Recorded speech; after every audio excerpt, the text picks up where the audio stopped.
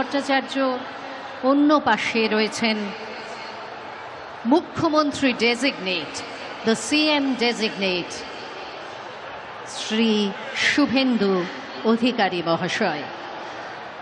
আস্তে আস্তে তারা এগিয়ে আসছেন এবং আজকে আমাদের মধ্যে এসে পৌঁছলেই আমরা আর বিন্দুমাত্র কাল বিলম্ব না করে शुरू করে দেব আজকের এই অনুষ্ঠান।